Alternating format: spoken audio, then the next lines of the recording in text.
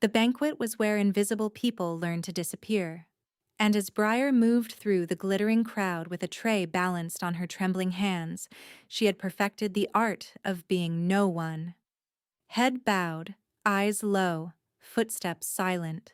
The nobility of Valanthir didn't see servants. They saw furniture that moved, shadows that poured wine and cleared plates. That invisibility had kept Briar alive for 3 years since her family's disgrace. It was the only protection she had left. So when the Queen Mother stopped mid-conversation, turned her ancient silver eyes toward the servant girl in the corner, and went utterly still, Briar felt the ground shift beneath her feet. "Mother?" The Alpha King's voice cut through the hall, cold, emotionless, a voice that matched the frost in his pale gaze. The Queen Mother didn't look away from Briar. Her weathered hand rose slowly, pointing directly at her. "Same son," she whispered, loud enough for the nearest nobles to hear. "That girl, that is your fated mate." The hall fell silent.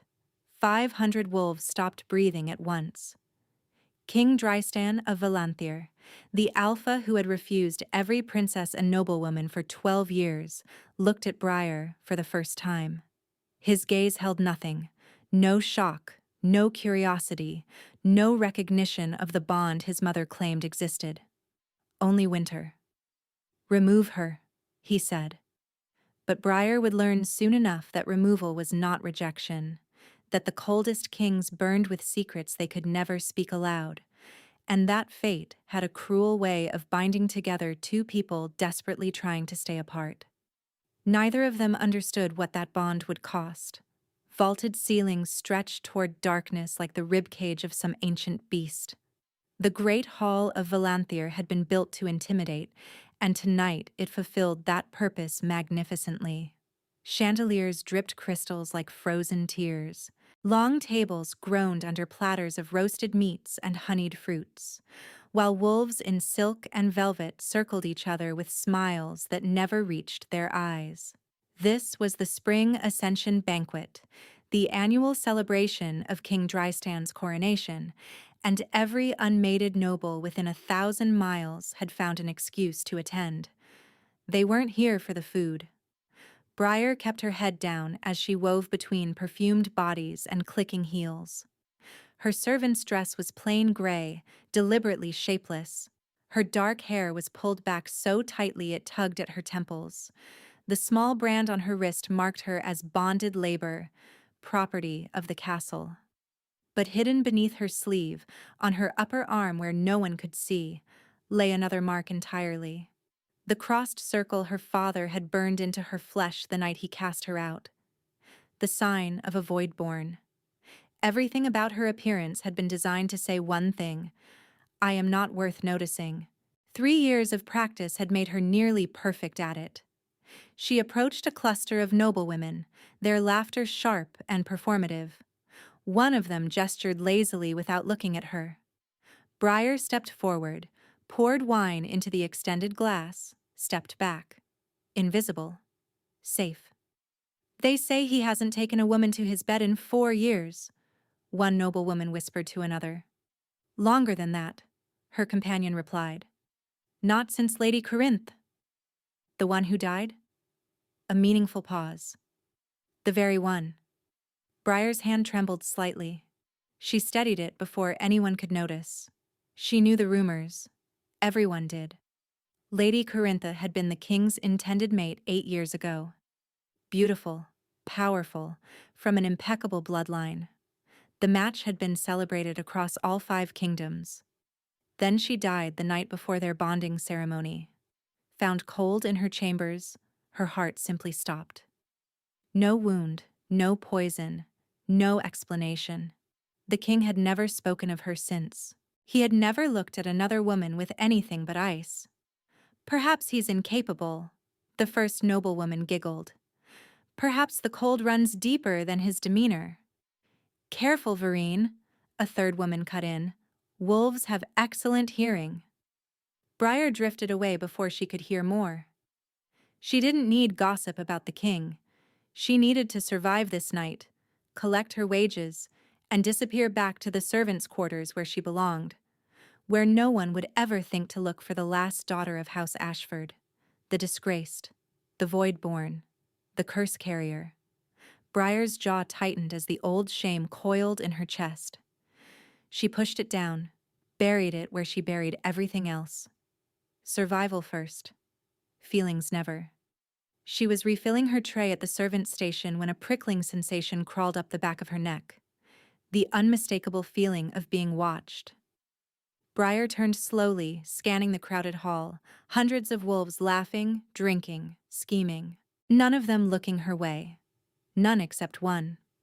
The Queen Mother sat in a high-backed chair at the edge of the royal dais. She was ancient, her white hair piled in elaborate braids, and her face a map of wrinkles that spoke of centuries lived. Most wolves her age had long since passed. That she remained was considered either a blessing or an omen, depending on who you asked. Her silver eyes were fixed directly on Briar. Not through her, not past her. At her. Briar's blood turned to ice. She dropped her gaze immediately, pulse spiking. A mistake. It had to be a mistake. The Queen Mother couldn't possibly... Girl. The voice was soft, but carried across the noise like a blade through silk. Briar looked up to find the Queen Mother rising from her chair. Rising and walking toward her with slow, deliberate steps. The conversations nearby faltered. Heads turned. Briar wanted to run, to disappear, to melt into the stones beneath her feet. She couldn't move. The Queen Mother stopped 3 feet away. Her silver eyes roamed over Briar's face, her hidden figure beneath the shapeless dress, the servant's brand on her wrist. Something stirred behind the old woman's gaze. Recognition? Horror? Wonder? Briar couldn't tell. "What is your name, child?" the Queen Mother asked. Briar's throat closed. She couldn't answer. If she spoke her true name, everything would unravel. But lying to the Queen Mother was treason. Before she could decide, a new voice sliced through the tension.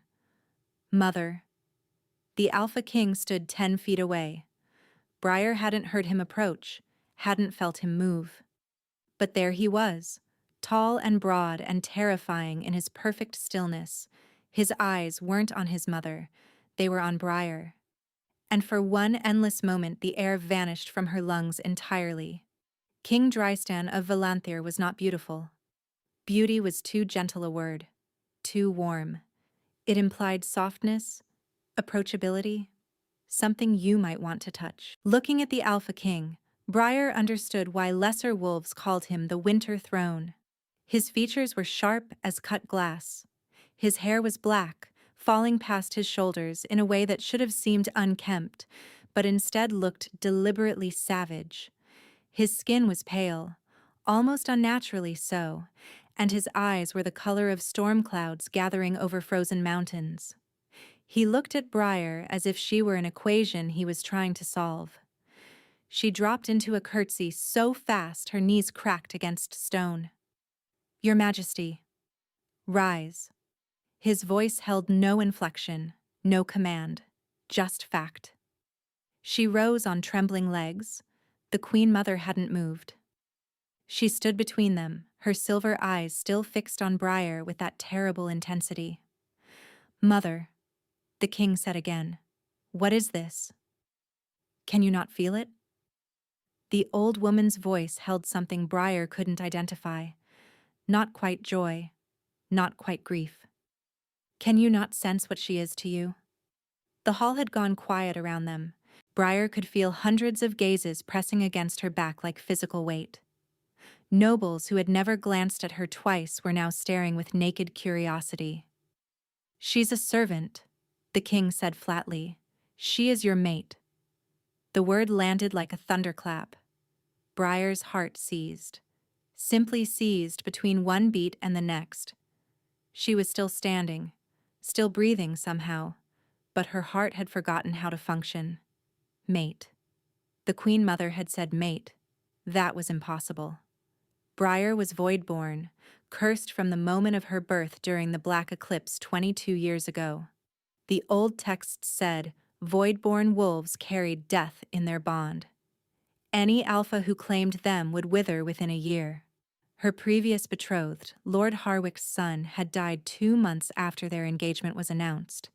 Fever, the healers said. Coincidence, her father insisted. But everyone knew the truth. Briar was poison. She was a curse, given flesh, and there was no world in which she could be fated to the most powerful alpha alive. You're mistaken, Briar whispered before she could stop herself. The Queen Mother's gaze sharpened. The sight has never failed me in 300 years. Mother, the king's voice cut in, colder now. Enough. He stepped forward, inserting himself between his mother and Briar. This close, she could smell him. Pine and frost and something metallic, like the air before a blizzard. She could also feel something else. A tug at the center of her chest, faint but undeniable, like a thread being pulled taut. No, no, no, no. I don't acknowledge fate, the king announced, loudly enough for the watching nobles to hear. The bond my mother claims to see is irrelevant. I will not be taking a mate. Least of all, a servant of unknown origin. The words should have been a relief. They were exactly what Briar needed to hear. Rejection meant safety. Rejection meant she could disappear again. Instead, something deep inside her howled with unexpected pain. She crushed it immediately. Remove her from the hall, the king commanded. See that she's returned to whatever duties she was neglecting. Guards materialized beside Briar, hands closed around her arms, firm but not cruel. She let them steer her away, kept her head down, played the part of the humiliated servant because that was all she could do. But as they led her toward the servants' entrance, she made the mistake of looking back. The king was watching her go. His features remained unchanged. Still cold, still empty, still utterly unreadable. But his hands, clasped behind his back where no one else could see them, were shaking. The servants' quarters occupied the eastern wing, far from the grandeur of the main castle. Briar's room was barely larger than a closet, containing only a narrow cot and a wash basin. It was cramped and cold and perfect. No one important ever came here. She sat on her cot with her knees drawn to her chest, trying to slow her racing thoughts. The Queen Mother was wrong. She had to be wrong. The site was legendary, yes, supposedly infallible. But Briar was void-born. Fated mates didn't exist for wolves like her. The universe didn't give curses and blessings to the same soul. She pressed her palm against her chest, feeling for that strange tug she'd experienced in the hall. Nothing. Silence. Perhaps she'd imagined it. Please, she whispered to no one. Please let this disappear. Hours passed. The noise from the banquet eventually faded as guests retired or left. Briar didn't sleep. She couldn't. Every time she closed her eyes, she saw storm-colored eyes staring back at her. Midnight came and went. She was finally beginning to drift when 3 sharp knocks struck her door. Briar bolted upright, her chest tight with sudden fear. Who's there? The door opened without her permission. A royal guard stood in the frame, his expression carefully blank. The king demands your presence, he said. Now. Briar's blood turned to ice. There must be some mistake. His Majesty made it clear. His Majesty, the guard interrupted, does not repeat commands. You will come with me, or you will be carried. The choice is yours. Briar rose on legs that barely held her. She followed the guard out of her room, through corridors that grew wider and more ornate with every turn. Away from the servants' quarters, toward the royal wing, toward him. The doors to the king's private study were 20 feet tall and carved with wolves mid-hunt. The guard knocked once, then pushed them open. Enter, he said. Alone. Briar stepped through. The room was vast and cold. A fire burned in the hearth, but it seemed to produce no warmth. Shelves lined every wall, heavy with books and maps. And standing by the window, his back to her, was the Alpha King. He didn't turn as the doors closed behind her. "You will tell me your true name," he said, "and you will tell me why my mother believes you are my mate." Briar's nails dug into her palms. "Your Majesty, I'm no one. A servant. I don't know why. Don't lie to me." He turned then, and Briar saw what the distance in the great hall had hidden. His lips were faintly blue. His skin wasn't just pale, it was nearly translucent at the edges. And his eyes, those winter storm eyes, held something beneath the cold. Pain. Carefully controlled, ruthlessly suppressed, but unmistakably present. "I know a hidden wolf when I see one," he said quietly. "Your bearing, your speech, the way you move. You weren't born to service. You were made for it. Remade." He tilted his head. "So I'll ask once more. Who are you?" Briar's resolve crumbled. "Briar," she whispered. "Briar of House Ashford." His features rearranged almost imperceptibly. Recognition? Calculation? "Ashford?" he repeated. "The disgraced house. The one that produced a void-born daughter." "Yes. The one whose curse supposedly killed her betrothed." Briar flinched. "Yes." The king studied her for a long moment. Then, impossibly, the corner of his mouth twitched. Not quite a smile. Something colder. "Then we are perfectly matched," he said. "A curse that kills and a king who cannot live." Before Briar could ask what he meant, he crossed to his desk and retrieved a document. He held it out to her. "You will marry me in 3 days. You will become queen. And you will never speak of what my mother said tonight to anyone." His gaze locked onto hers. "In return, I swear this. I will never claim you. I will never complete our bond. You will have protection, title, wealth, but you will not have me." Briar stared at the contract in his outstretched hand. "Why?" she managed. "Why would you marry a curse?" For the first time, the king's mask slipped. Just a fraction. Just enough for Briar to see the exhaustion beneath the ice. "Because a curse cannot hurt what is already dying," he said. His fingers brushed hers as she took the contract. They were cold as death. Sleep refused to come. Briar sat in her cramped servant's room until dawn bled through the narrow window, the contract clutched in her hands.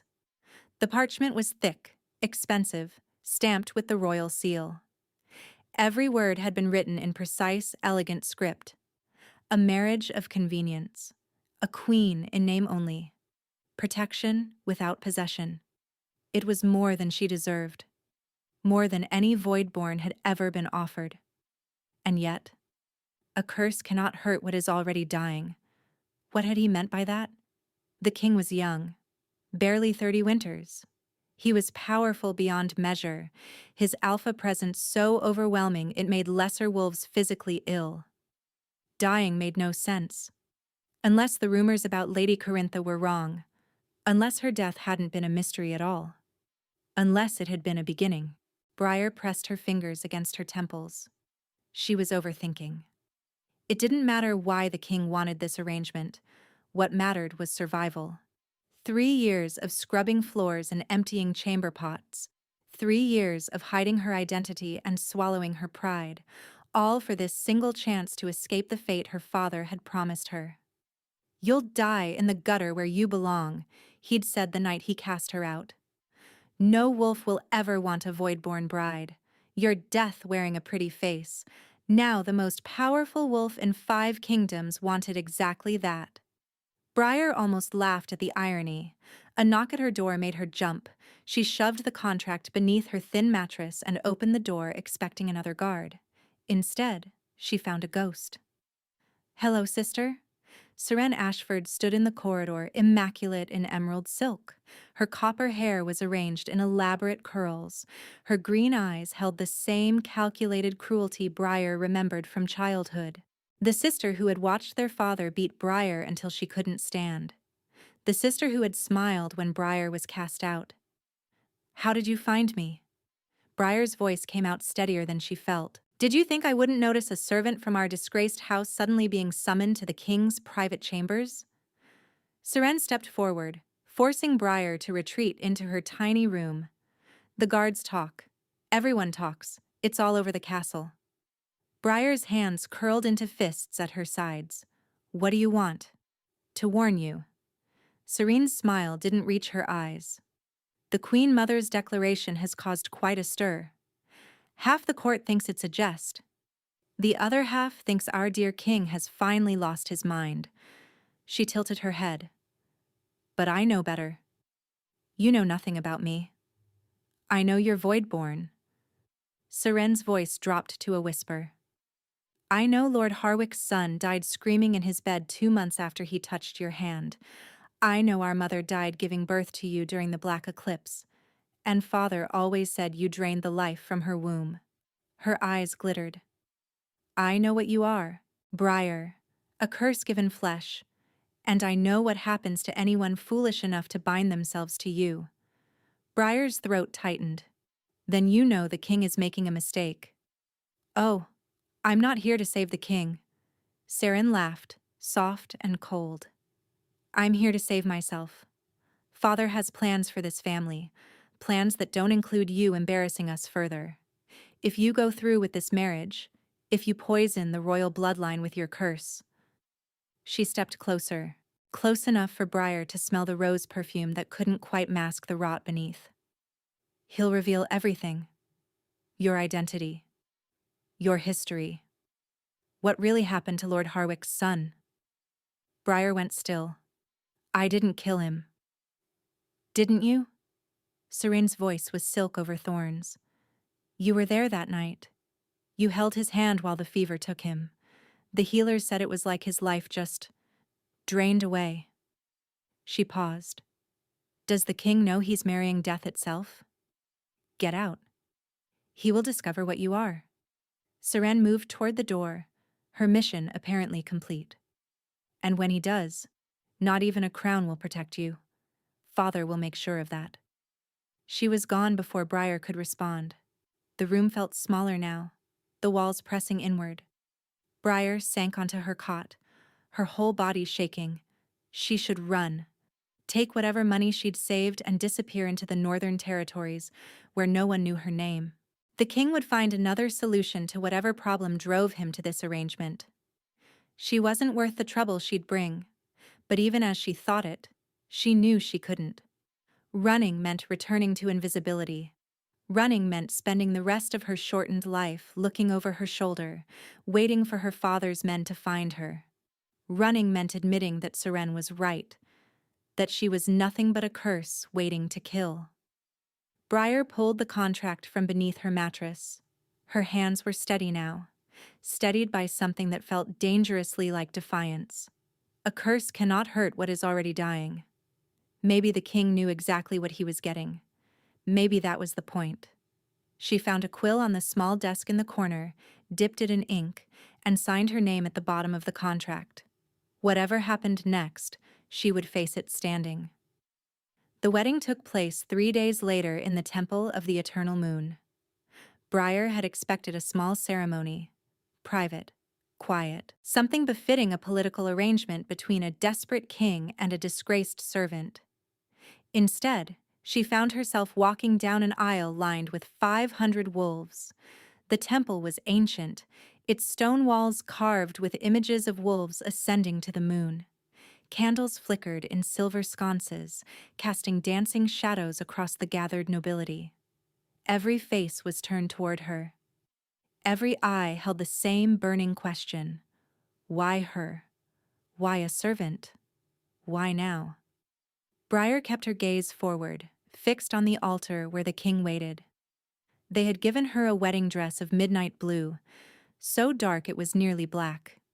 The fabric was heavy, obscuring her figure, and a veil of matching lace covered her face.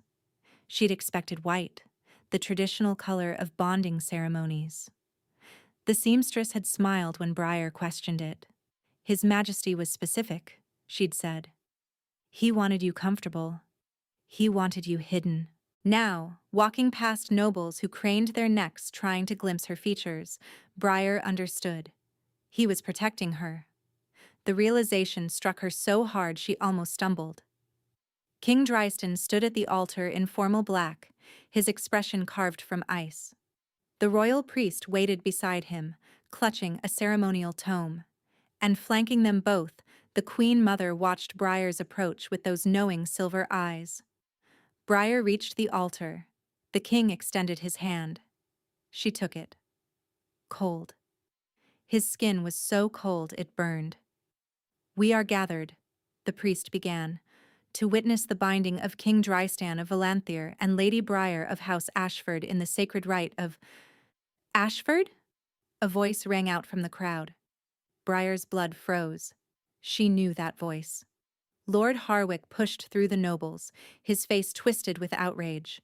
He was older than she remembered, his hair gone gray, but his eyes held the same hatred that had burned there the night his son died. "This is an outrage!" Lord Harwick pointed at Briar with a trembling finger. "That woman is void-born. She killed my son." Murmurs erupted through the temple. Nobles exchanged shocked glances. Someone gasped. The air refused to fill Briar's lungs. The veil suddenly felt suffocating. The dress too heavy, the altar too exposed. She tried to pull her hand from the king's grip. He held firm. "Lord Harwick." Drystan's voice cut through the chaos like a blade through smoke. Not loud, not angry, simply absolute. "You will be silent." "Your Majesty, you don't understand." Harwick strode forward, stopping only when 2 royal guards blocked his path. "That creature is cursed. Anyone who bonds with her will die." "My son." "Your son," Drystan interrupted, "died of fever. I've read the healer's reports. There was no curse, no foul play, only tragedy. The healers were wrong. Everyone knows what void-born wolves do to their mates. If you complete this bond, I am your king." The words were quiet, but the power behind them made the entire temple shudder. Briar felt it in her bones, in her blood, in the very air she struggled to draw into her lungs. This was alpha dominance at its purest, the kind that made lesser wolves want to bare their throats and beg for mercy. Lord Harwick went pale. His knees buckled. He caught himself on a nearby pew, shaking. "I am your king," Drystan repeated. "And the woman beside me is about to become your queen. You will show her the respect that position demands, or you will discover exactly how unpleasant my dungeons can be." Silence. No one moved. No one breathed. Lord Harwick lowered his head. "Forgive me, Your Majesty," he whispered. Drystan turned back to the priest as if nothing had happened. "Continue." The ceremony resumed. Briar stood in a daze, hearing the words without processing them. Vows were spoken. Rings were exchanged. The king's ring was heavy on her finger, gold embedded with sapphires the color of winter night. When the priest pronounced them bonded, a ripple of anticipation passed through the crowd. They were waiting for the claiming. Among wolves, a true bond required more than words. It required the physical mark of teeth against throat, the mingling of scents that proclaimed ownership to every wolf within 100 miles. Drystan turned to face her. The temple held its breath. He reached up slowly, his cold fingers finding the edge of her veil. Briar's pulse spiked. If he lifted it, everyone would see her face. Everyone would see the void-born brand hidden on her upper arm, might demand she reveal it as proof of what she was. The king's fingers paused at the veil's edge. Then, gently, so gently she almost missed it, he lowered his hand. Instead of lifting her veil, instead of claiming her throat, he raised her gloved hand to his lips and pressed a kiss to her knuckles, cold lips, cold breath. But somehow, impossibly, the gesture felt warm. "My queen," he said, loud enough for the temple to hear. The crowd erupted in confused whispers. No claiming? No reveal? What kind of bond was this? But Briar couldn't focus on them. She was staring at her husband, at this cold, mysterious king who had just protected her twice in the span of 5 minutes, who had defended her against accusations and kept her secrets hidden from 500 prying eyes. "Thank you," she whispered. A flicker of warmth passed through his winter gaze, there and gone, too fast to name. "Don't thank me yet," he murmured back, so quietly only she could hear.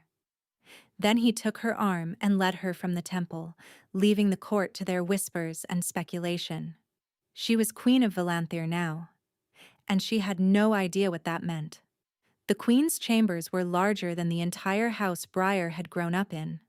A canopied bed dominated the center of the room, draped in silks of silver and blue.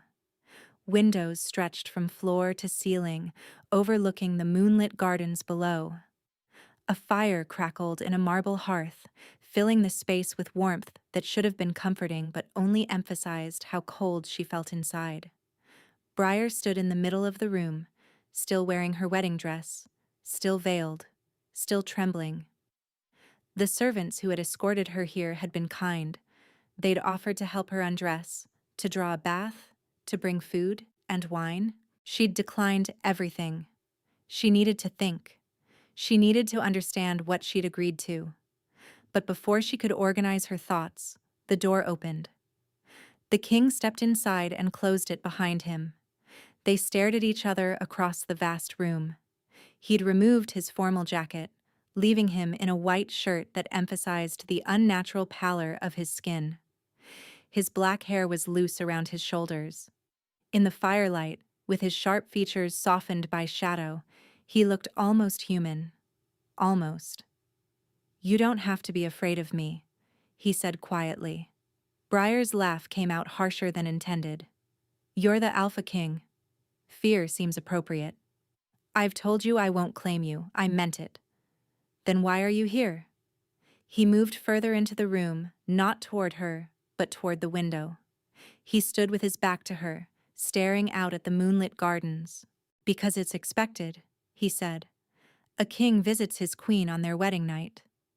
The servants will notice if I don't. They'll talk." "And you care what servants think?" "I care about protecting this arrangement." He turned to face her. "If the court believes our bond is incomplete, they'll challenge it. Lords like Harwick will petition to have the marriage annulled. Your identity as Voidborn will be used against us both." Briar's hands curled at her sides. "So this is politics." "Everything is politics." She should have felt relieved. He was here for appearances, nothing more. He would spend a few hours in her chambers, let the servants draw their conclusions, then return to his own wing. Instead, she felt something else entirely. Disappointment? Loneliness? Something she couldn't name and didn't want to examine. "Very well," she said stiffly. "I'll take the bed. You can have the chaise." The corner of his mouth twitched. Not quite a smile, but close. Generous.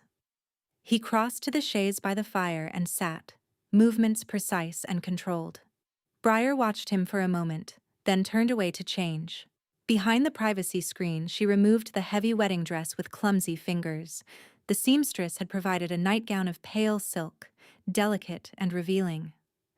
Briar stared at it, then grabbed a thick robe from the wardrobe instead, wrapping it tightly around herself before emerging. The king was still sitting on the chaise, but his eyes were closed. In repose, without the mask of cold authority, he looked exhausted. No, not exhausted. Ill. Briar found herself moving closer without meaning to. The firelight illuminated details she'd missed before. The faint blue tinge to his lips. The slight tremor in his hands. The way his chest rose and fell in shallow, careful breaths. "You're dying," she said. Not a question. A statement. His eyes opened. Storm gray meeting her gaze without flinching. "Yes. How long have you known?" 8 years. He shifted, the movement revealing a flash of something at his throat. A mark, just visible above his collar, old and silver, like a scar that had never fully healed. Since Lady Corinth? Briar's breath caught. She didn't just die. Something happened. We completed our bond. His voice was flat, empty. The moment I claimed her, the moment our connection sealed, she collapsed. Her heart stopped. The healers couldn't explain it. I couldn't explain it. He paused. Not until my mother told me the truth. What truth? My bloodline carries a curse. He said it simply, as if discussing the weather. The kings of Valanther cannot complete a mate bond. If we do, our mate dies instantly, and we follow slowly. The cold you feel when you touch me, the pallor, the weakness. It's the curse consuming me from within. Briar's legs weakened. She sat on the edge of the bed without meaning to. You've been dying for 8 years? The process is gradual, painful. He looked at her with something like dark humor. The healers give me another 2 years at most, perhaps 3 if I'm fortunate. And you married me because I need an heir, because the kingdom needs stability, because a wife, even one I never claim, provides political protection that a dying bachelor cannot. He tilted his head. And because you're void-born. Briar flinched. You think my curse will what? Cancel out yours? No. For the first time, his mask cracked enough to reveal genuine weariness beneath. I think your curse means you understand what it is to carry death inside you.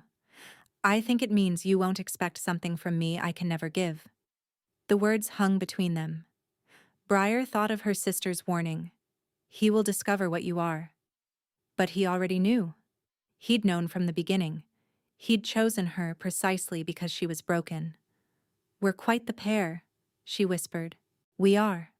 Silence settled over the room, heavy but not uncomfortable. The fire crackled. The moon drifted behind clouds. Briar pulled her robe tighter, suddenly aware of how close they were, how intimate this moment felt despite everything. You should sleep, the king said quietly. Tomorrow will be difficult. What happens tomorrow? The court will want to inspect their new queen. His jaw tightened. They'll be looking for weaknesses, reasons to doubt you. And you? He rose from the chaise, and Briar noticed again how carefully he moved, how much effort each motion seemed to require. I'll be there, he said.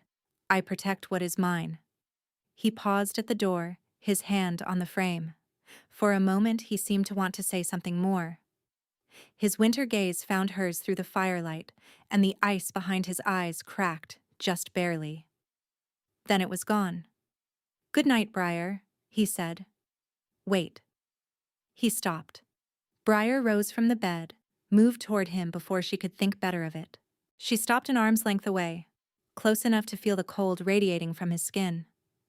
You called me by my name, she said softly. Not queen, not wife. Briar. Is that a problem? No. She shook her head. No, it's just... No one's called me that in 3 years. His expression softened in a way she hadn't thought possible for a face so sharp. Then I'll call you that when we're alone, he said. And you'll call me Drystan. He left before she could respond. Briar stood in the empty room, her heart doing something strange and unfamiliar in her chest. She pressed her palm against it, feeling the flutter beneath her ribs. It meant nothing. It couldn't mean anything. They were 2 curses bound by contract, 2 dying wolves pretending at a marriage that would never be real. But long after the fire burned low and the moon sank toward dawn, Briar lay awake in her vast empty bed, thinking about storm-colored eyes and cold hands and the way he'd said her name, like it mattered, like she mattered. The weeks that followed rewrote everything Briar thought she understood. She had prepared for coldness, for distance, for a husband who would treat her as furniture, as a political necessity to be tolerated but never truly seen.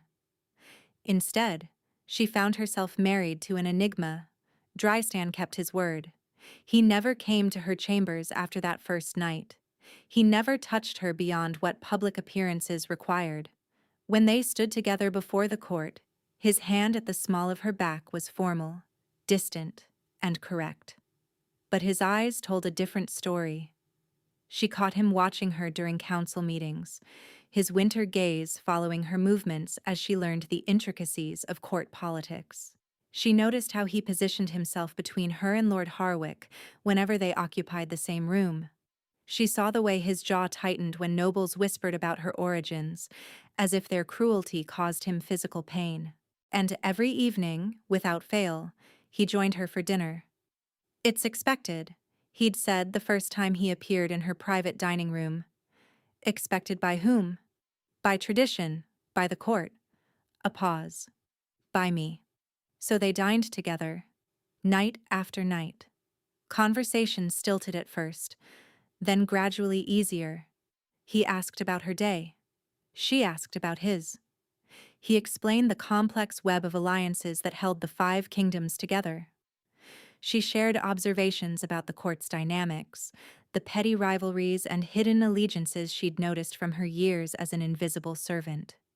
He listened, actually listened, not with the dismissive patience of a man humoring his wife, but with genuine interest. "You see things others miss," he told her one evening. "I spent 3 years being no one. You learn to watch when no one's watching you back." His gaze intensified, holding hers across the candlelit table.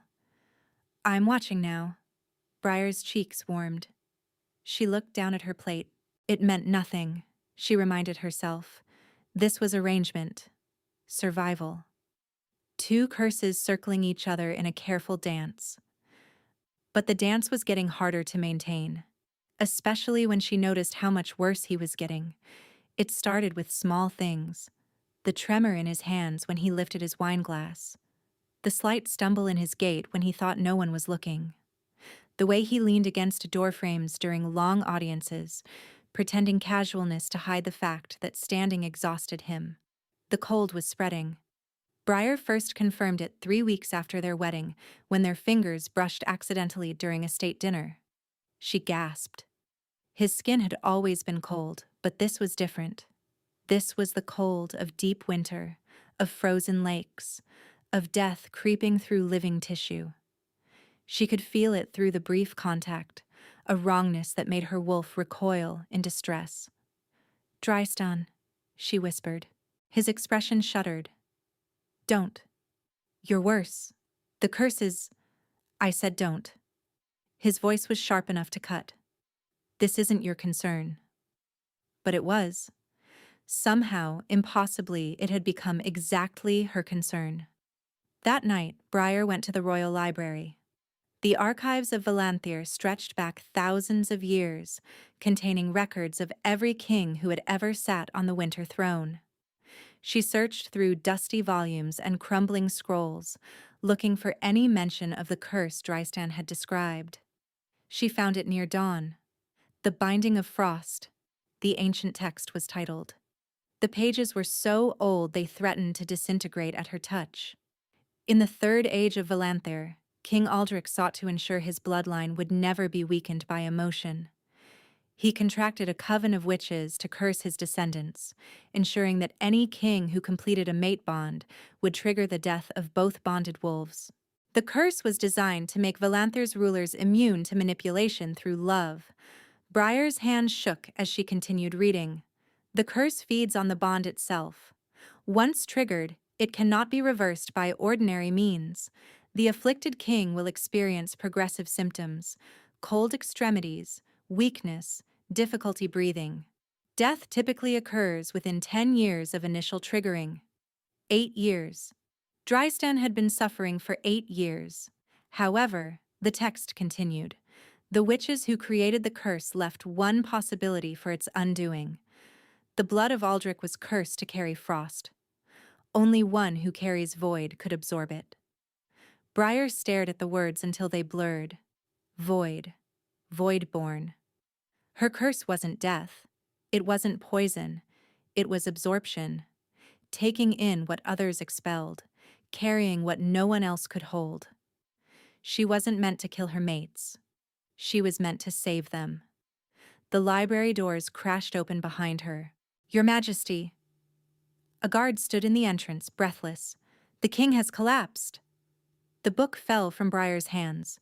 She ran. The scent of fear hit her before she reached the throne room. Sharp and acrid, it filled the corridors like smoke, growing stronger with every step. Briar pushed past startled servants and frozen guards, her pulse pounding a desperate rhythm against her ribs. She found him sprawled on the cold stone floor. Nobles surrounded him in a panicked cluster, their voices a cacophony of alarm. The Queen Mother knelt beside her son, her ancient face twisted with grief, and Drystan lay motionless, his skin so pale it was nearly translucent, frost spreading visibly across his cheekbones. "Move!" Briar shoved through the crowd without caring about propriety. She dropped to her knees beside him, the stone bruising her through her thin dress. Her hands found his face, and she recoiled at the cold. Ice. He was ice everywhere, frost creeping across his lips, his closed eyelids, and the strong line of his jaw. Drystan. She gripped his shoulders, feeling the cold seep through her palms. "Drystan, wake up." "Nothing. He won't wake." The Queen Mother's voice was hollow. "The curse has accelerated. Something triggered it." "What? What could have—" "Emotion." The old woman's silver eyes found Briar's. Strong emotion toward his mate. Something he felt. Something he couldn't control. Briar's chest seized with understanding. The dinners. The conversations. The way he watched her. The way he said her name. He'd been feeling something. Despite everything. Despite his vows and his walls and his certainty that they would never be more than a political arrangement, he'd been feeling something for her. And it was killing him. "There has to be a way," Briar said desperately. "The curse was created. It can be broken. No one has ever broken it. Because no one has tried the right method." Briar looked at the Queen Mother, seeing the ancient wolf anew. "You knew. When you saw me at the banquet, you knew I was voidborn. You knew what that meant." Guilt and hope warred across the Queen Mother's weathered features. "I suspected," she admitted. "The sight showed me your bond, but it also showed me something else. A darkness inside you that wasn't darkness at all. An emptiness that was actually capacity. To absorb the curse. Perhaps? Then why didn't you tell me?" Briar's voice broke. "Why let him suffer? Why let him think there was no hope?" "Because I wasn't certain." The Queen Mother touched her son's frozen cheek with trembling fingers. "And because the cure might kill you instead." Briar went still. "What do you mean?" "The curse must go somewhere. If you try to absorb it, if you try to pull that much darkness into yourself." The old woman's eyes glistened with unshed tears. "You might not survive." The nobles around them had gone silent, listening. Lord Harwick stood among them, his expression unreadable. Briar looked down at Drystan's face, at the frost spreading across his features, at the man who had defended her, protected her, seen her when she'd spent 3 years being invisible. The man who was dying because he'd begun to feel something for her. "I don't care," she said. "Your Majesty."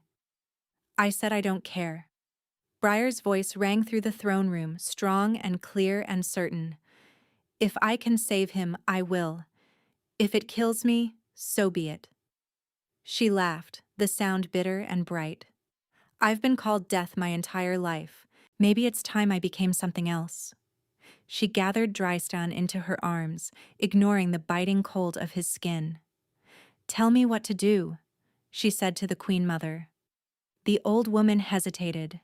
Then, slowly, she nodded. "You must complete the bond." A commotion at the edge of the crowd drew Briar's attention. She looked up to find Seren pushing through the nobles, her sister's beautiful face pale with shock. "Briar." Seren's voice trembled. "Is it true?" Is he dying? Yes. Briar's tone was flat. Unless I can save him. Seren stared at the frost-covered king, at the sister she'd tormented for years, cradling him in her arms. Her eyes were red-rimmed, her usual composure shattered. Whatever mask Seren had worn for years seemed to have finally cracked. Perhaps the sight of the king dying, of Briar willing to sacrifice herself, had shown her something she couldn't unsee. "What can I do?" Seren whispered. Briar blinked, caught off guard. "What?" "To help." "What can I do to help?" For a long moment, Briar just stared at her. Then she shook her head. "Clear the room. Get everyone out. If this works..." She looked down at Drystan's frozen face. "If this works, he'll need privacy to recover. If it doesn't..." She didn't finish the sentence. Serene nodded and turned to the crowd, her voice sharp with command. "Everyone out. Now. By order of the Queen." The nobles began to disperse, casting curious glances over their shoulders. Lord Harwick lingered longer than most, his eyes fixed on Briar with something that might have been grudging respect. Then he too was gone. Only the Queen Mother remained. "Come," she said softly. "We'll move him to his chambers, and then we'll see if fate was right about you after all." They laid him on the massive bed in the king's chambers, his body so cold the sheets seemed to frost at his touch. Briar sat beside him, holding his frozen hand in both of hers. The Queen Mother had explained what needed to happen. The words echoed in her mind like a death knell. "You must bite him. Mark him as yours. And he must do the same to you." "He's unconscious," Briar had protested. "How can he?" "The wolf knows. Even when the man sleeps, the wolf remains aware. If his wolf accepts you, truly accepts you, the marking will complete even in this state." "And if his wolf doesn't accept me?" The Queen Mother hadn't answered that question.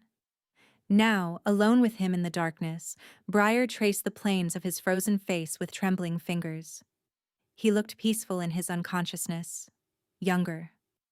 The lines of pain and responsibility smoothed away. "I'm going to save you," she whispered.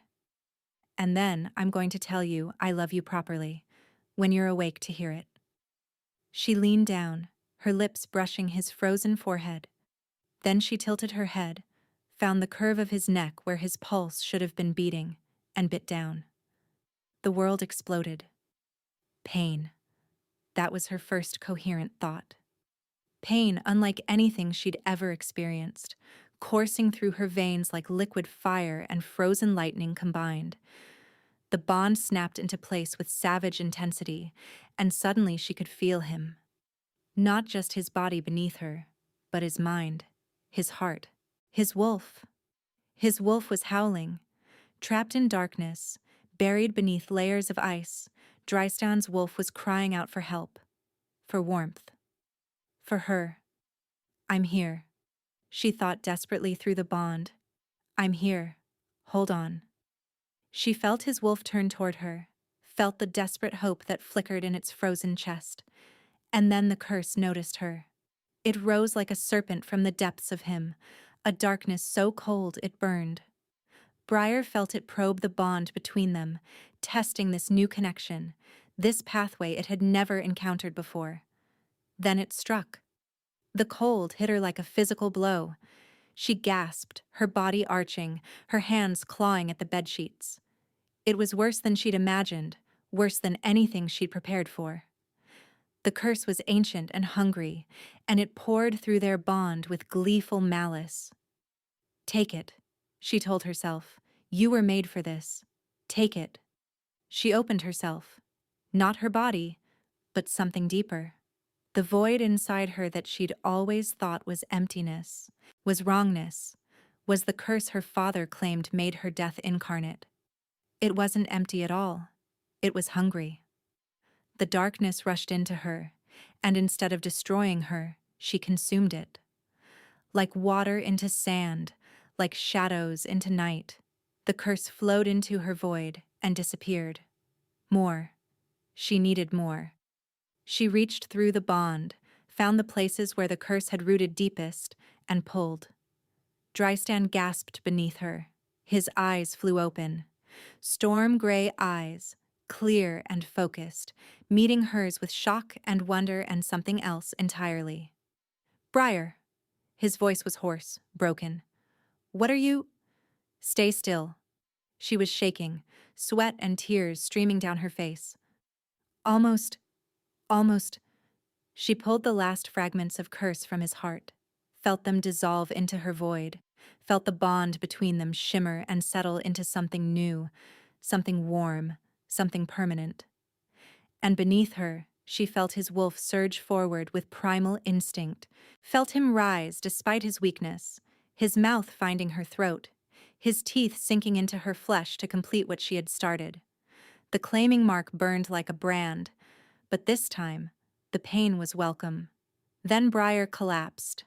Warmth. That was the first thing Briar noticed when consciousness returned. Warmth surrounding her, cradling her, seeping into bones that had been cold for so long she'd forgotten what heat felt like. The second thing she noticed was hands. Warm hands on her face, warm breath on her forehead, a warm voice saying her name over and over.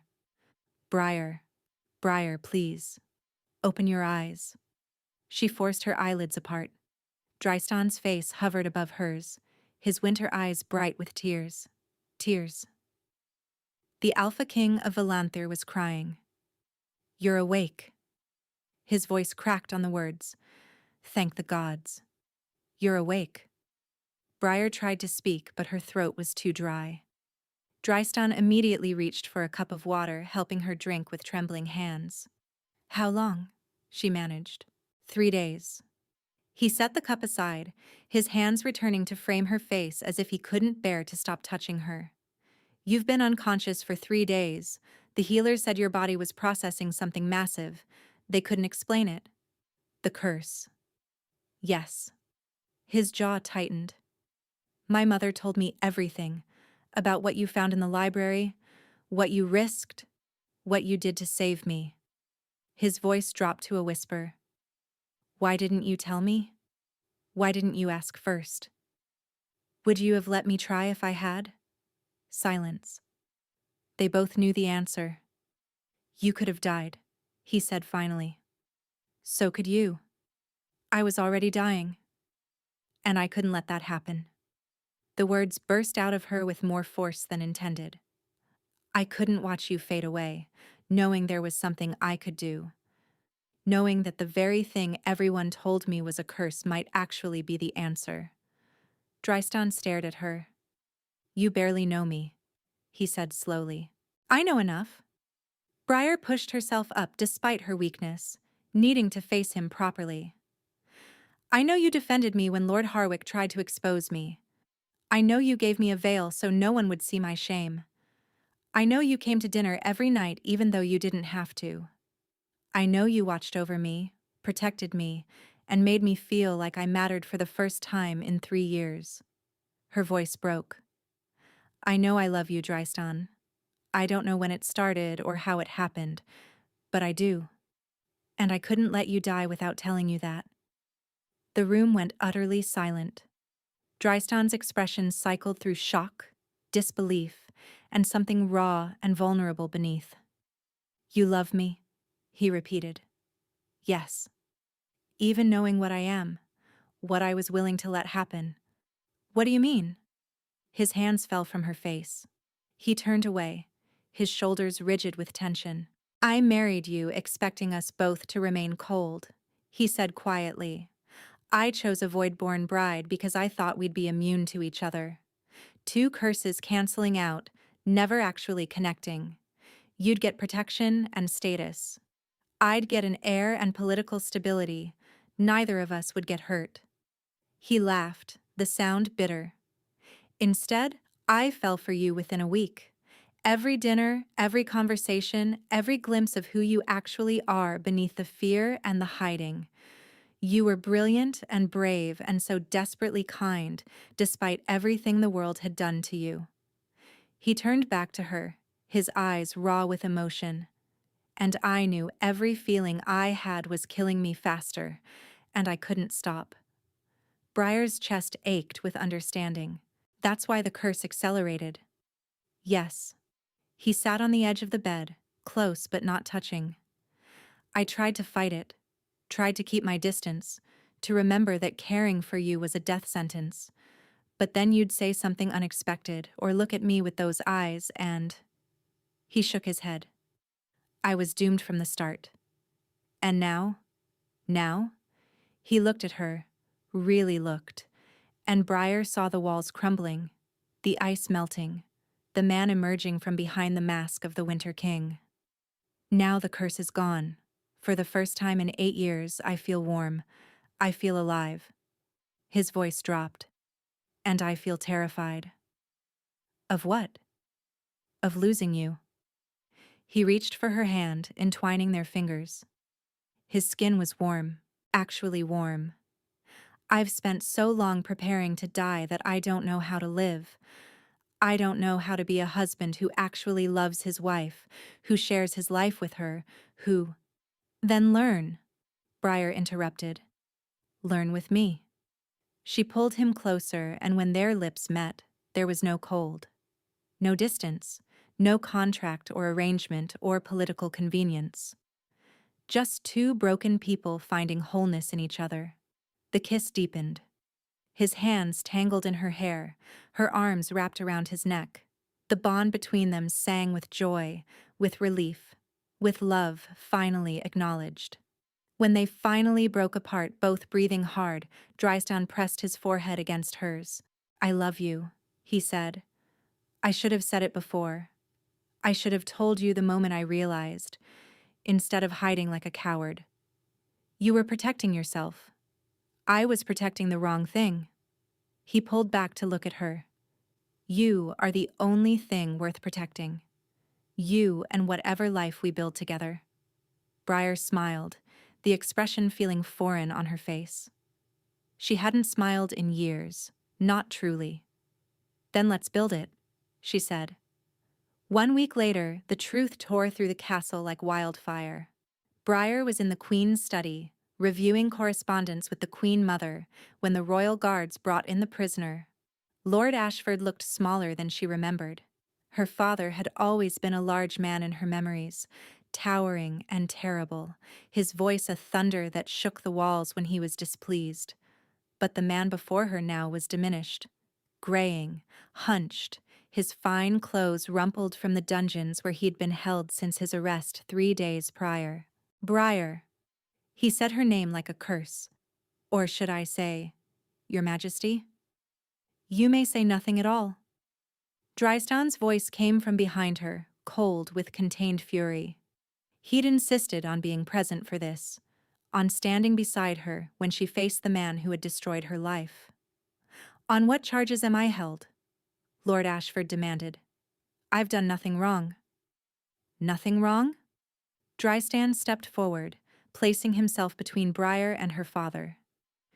You branded your own daughter, cast her out to survive as a servant, tried to sell her into slavery when you discovered she was still alive. She's void-born, she's cursed. Everything I did was to protect my family from... lies. The new voice came from the doorway. Briar turned to find Seren standing there, her sister's beautiful face pale but determined. Behind her stood a woman Briar didn't recognize, elderly and stooped, wearing the simple robes of a healer. Seren? Lord Ashford's composure cracked. What are you doing? Telling the truth. Seren walked into the room, her steps steady despite her obvious fear. For the first time in my miserable life, I'm telling the truth. She stopped beside Briar, not looking at her sister, but not fleeing either. I found healer Marwyn, Seren said, the woman who attended Lord Harwick's son during his final illness. Father paid her to keep silent, paid her quite handsomely, actually. That's ridiculous, Lord Ashford sputtered. I never... You poisoned him. Serene's voice was flat. Not with void-born curse, because there is no such thing. You poisoned him with nightshade, administered slowly over the 2 months of his engagement to Briar. You killed him, father, and you let Briar take the blame. The room went absolutely silent. Briar's mind reeled, the world tilting on its axis. Everything she'd believed about herself was crumbling. Why? She heard herself ask. Why would you? Because I hated you. Lord Ashford's composure shattered completely, revealing the monster beneath. From the moment you were born during that cursed eclipse, I knew you were wrong. Your mother died bringing you into this world. You killed her with your first breath. Our mother died of blood loss. Seren cut in. The healer's records are quite clear. There was nothing supernatural about it. Nothing void-born. Just a difficult birth and not enough time to stop the bleeding. Lies! All lies! Lord Ashford lunged forward, restrained by the guards. She's a curse. A stain.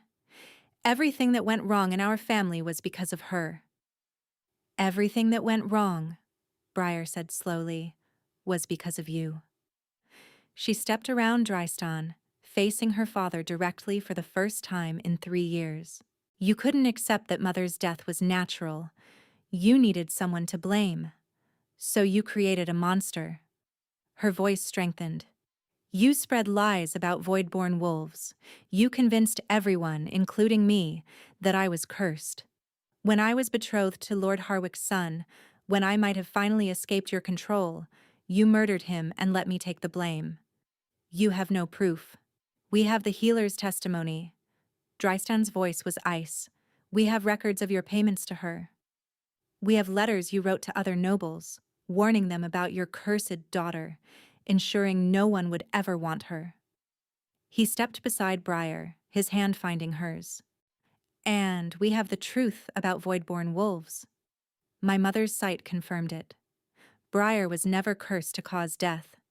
She was blessed to prevent it, to absorb darkness that would destroy others. He looked at her with undisguised wonder. She saved my life with the very power you convinced her was poison. Lord Ashford's face contorted with rage. She's still nothing, a servant, a disgrace. No matter what crown you put on her head, she'll always be your queen. The words came from Seren. She stepped forward, and for the first time she looked directly at Briar. Tears streamed down her perfect cheeks. She'll always be my sister, Seren continued, voice breaking. And I'll spend the rest of my life making amends for what I allowed to happen to her. She dropped to her knees before Briar. I believed him. I believed everything he said about you. I watched them brand you and did nothing. I let you suffer for a crime you didn't commit. A sob escaped her. I'm so sorry, Briar. I'm so sorry. Briar stared at her sister. This woman who had tormented her throughout their childhood. Who had smiled when their father beat her. Who had appeared at her servants' quarters to threaten her just weeks ago. She should hate her. Should turn away and let her grovel. Instead, Briar reached down and took Seren's hands. Get up, she said quietly. Seren looked up, confused. I said get up. Briar pulled her sister to her feet.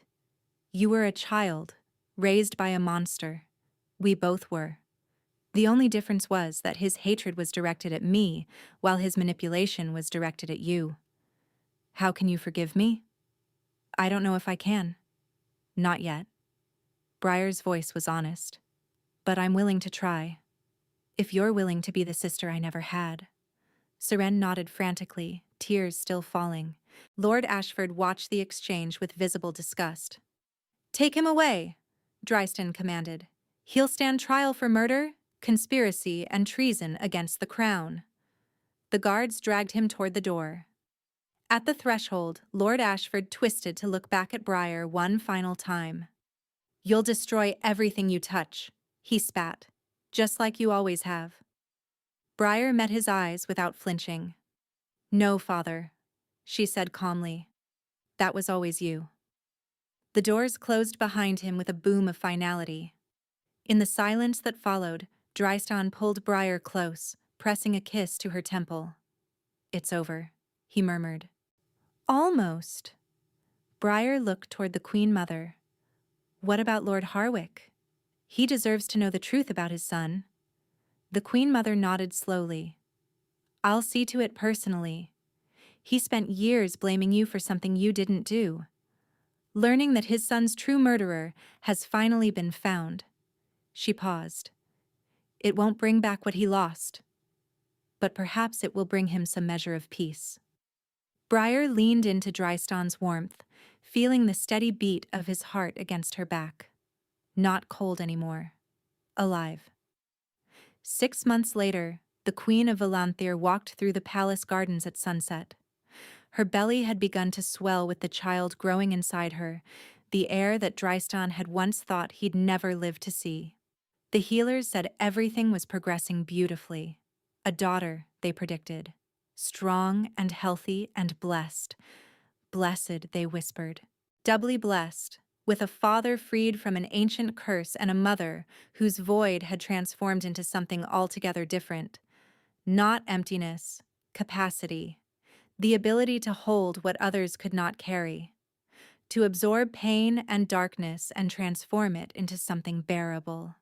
The Voidborn were not cursed at all, the scholars had discovered. They were rare gifts, born during eclipses when the boundaries between worlds grew thin. In ancient times, they had been healers of the spirit, wolves who could take the burdens of others into themselves and neutralize them. Only fear and superstition had transformed that gift into a curse. Briar touched her rounded belly, feeling the flutter of movement within. "There you are." She turned to find Drystan approaching through the roses. He looked different now than he had 6 months ago. Color in his cheeks, warmth in his gaze. A smile that came easily, that transformed his sharp features into something beautiful, not cold, not distant, alive. "The council meeting ran long," he said, sliding his arms around her from behind, his hands joining hers on her belly. "Something about trade negotiations with the Eastern Kingdoms. I may have tuned out after the first hour." Briar laughed. "You're a terrible king." "I'm an excellent king. I'm simply a bored king." He pressed a kiss to her neck, to the claiming mark he'd placed there the night they'd truly completed their bond. "Besides, I have better things to think about than tariffs and shipping routes." Such as? "Such as my wife." His hands moved gently over her belly. "And my daughter. And the fact that in 4 months, I'm going to be a father." The wonder in his voice made Briar's throat tight. "Scared?" she asked softly. "Terrified." He turned her in his arms, cupping her face in his warm hands. "But not of the curse. Not anymore." His thumbs stroked her cheekbones. "I'm scared of being a good father. Of raising a child in a world that can be so cruel. Of protecting both of you from everything that might try to hurt you." "We'll protect each other," Briar said. "That's what families do." "Is that what we are now? A family?" She thought of Seren, who had moved into the palace and was slowly, painfully, learning to be a sister. She thought of the Queen Mother, who treated her with genuine affection now, who told her stories of the kingdom's history and taught her the secrets that queens needed to know. She thought of the servants who had once been her colleagues, who now called her Your Majesty, with respect instead of mockery. She thought of Lord Harwick, who had sought her out just last week, his eyes red-rimmed but his voice steady as he apologized for the accusations he'd made. Learning the truth about his son's murder had shattered something in him, but it had also begun to heal the hatred he'd carried for so long. She thought of the daughter growing inside her, who would never know the fear and isolation that had defined her own childhood.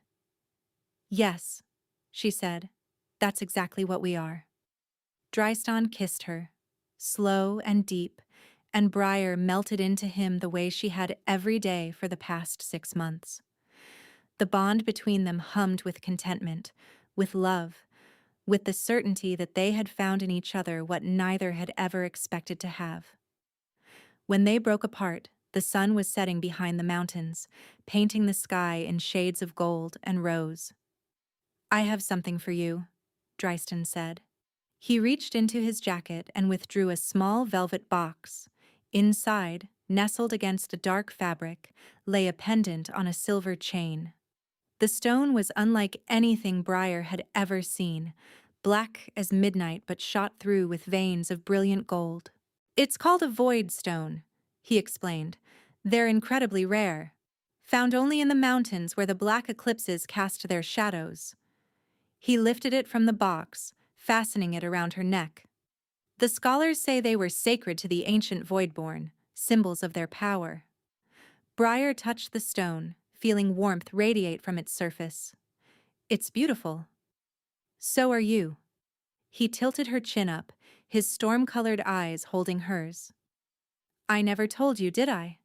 That day at the banquet, when my mother pointed you out.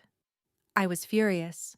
I'd spent years convincing myself I could never have a mate, never risk another wolf the way I'd risked Corintha. And then this servant girl in the corner was suddenly my fate. And now I understand why the sight never fails." He smiled, the expression transforming his face.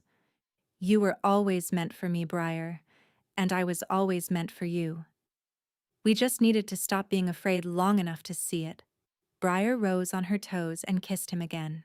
Behind them, the palace glowed with warm light. Inside, their family waited. Their kingdom thrived. Their future stretched ahead like an unwritten story full of possibility. They had come to each other broken, cursed, convinced they were unworthy of love. They had found healing instead. "I love you," Briar whispered against his lips. "I love you too." Dryston pulled her closer, his hand once again finding her belly, feeling their daughter move beneath his palm. "Both of you. Always." The sun set over Villanthir, and for the first time in centuries, the winter throne was warm. Thank you for listening to this story. If you enjoyed it and would like to support the channel, please like, subscribe, and leave a comment letting me know what you thought. Your support means everything, and I read every single comment. Until next time.